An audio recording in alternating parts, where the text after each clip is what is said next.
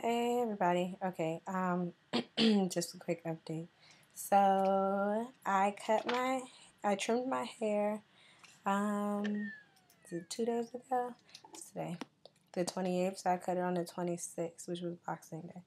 And I didn't want to show you all right away because I wanted to see I haven't, this is my second time really trimming my own hair, and I didn't know if I was doing it right. I didn't know how it would come out, so I didn't want to just show you guys yet. But now that it's done, I did a really good job. The bad news is that I still have a little bit of heat damage, like somewhere around here.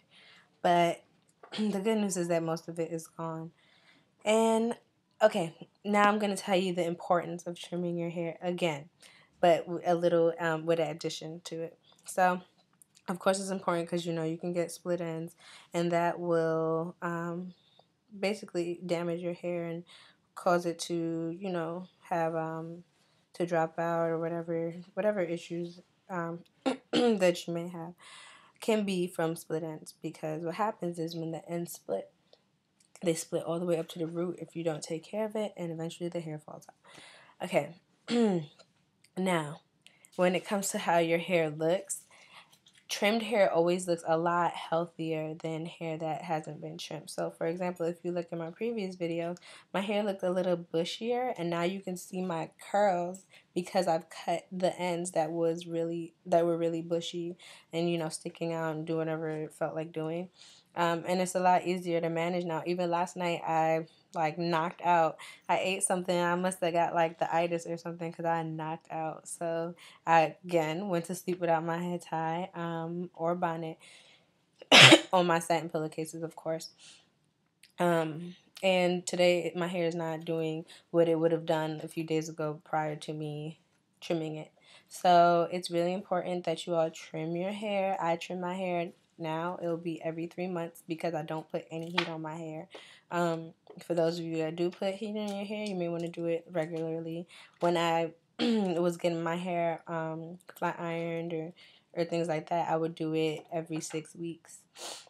And that really did make a difference, and your hair grows a lot faster. The reason that, again, I'm going to address this because a lot of people fear to trim their hair because they assume, oh, my hair's going to be really short, and I've worked so hard to grow it this length, and it's going to be short again, and blah, blah, blah, blah. If you don't cut it, you'll end up having damaged ends, and you'll have to cut it a lot shorter than you would have in the first place. Trust, I know from experience. And this is what happened with me. I was like, well, I really don't feel like cutting my hair right now. I just got it to this length and blah, blah, blah. But I'm glad I did. And the thing about trimming your hair is by the next week, you won't even notice the difference. It's going to grow a lot faster. So just wanted to address that. We are currently in Barbados.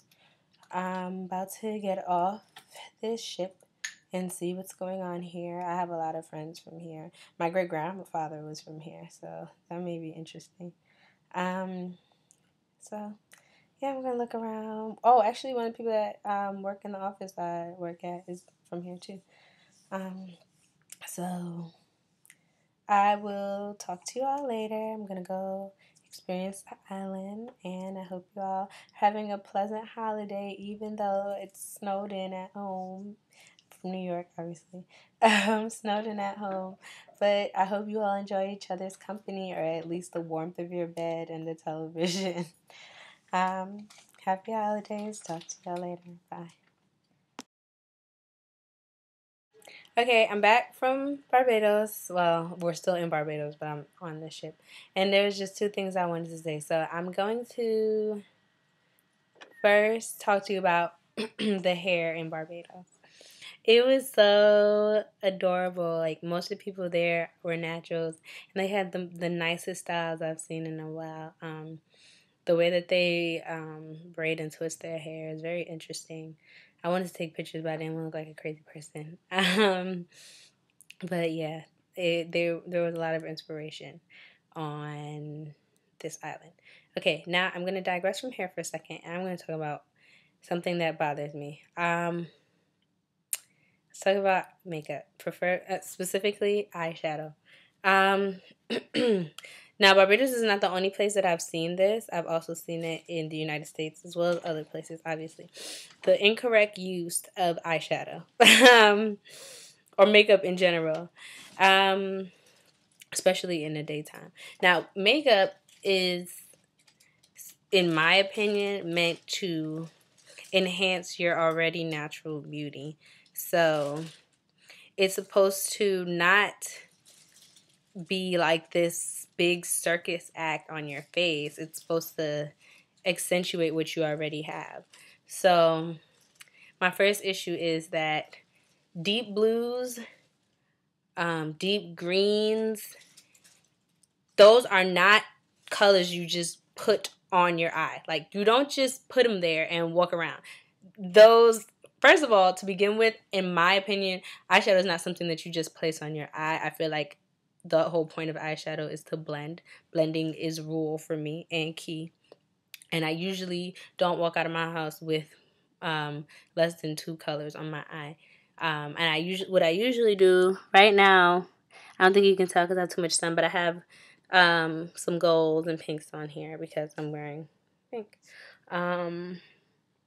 But what I don't like to see is people putting really dark colors. It doesn't matter if you're a really dark person or if you're a really light person. It looks like you're not finished.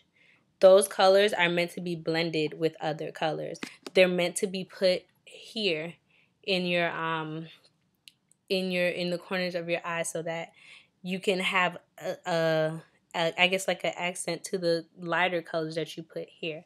You don't just place them on your eye. And if you are going to do that, then put something else there so that it won't just be this dark, weird color on your eye. And less is more.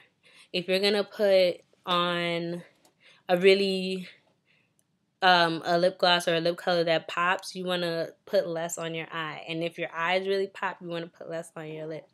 And in the daytime, you don't really want to put too much on because you're not going to the club or someplace that's going to be really dark. So you don't really have to try that hard. People are going to see it. I took a picture of one woman whose eyes I really liked.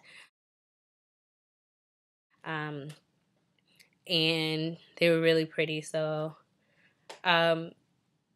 it's okay to blend colors and put them together, but make sure that you don't overdo it, and make sure that you still allow the true you to show and not someone else of another color.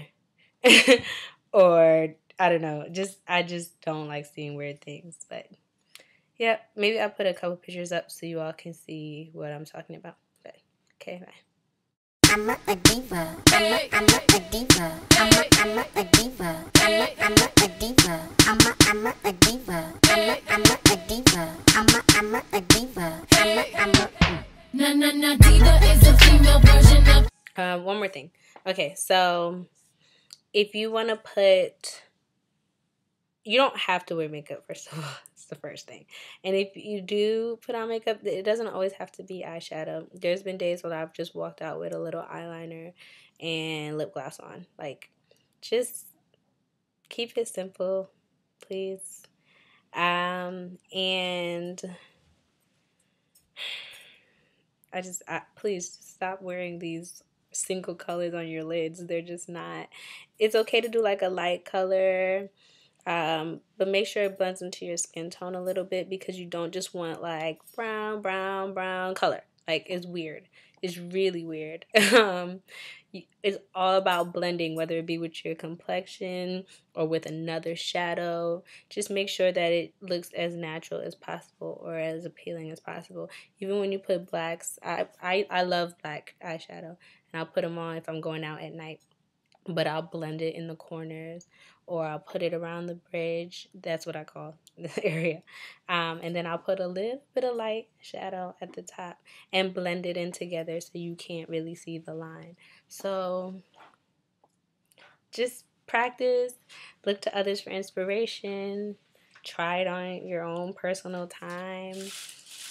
But I just had to address this issue. So thanks for watching, and I'll see you all another time.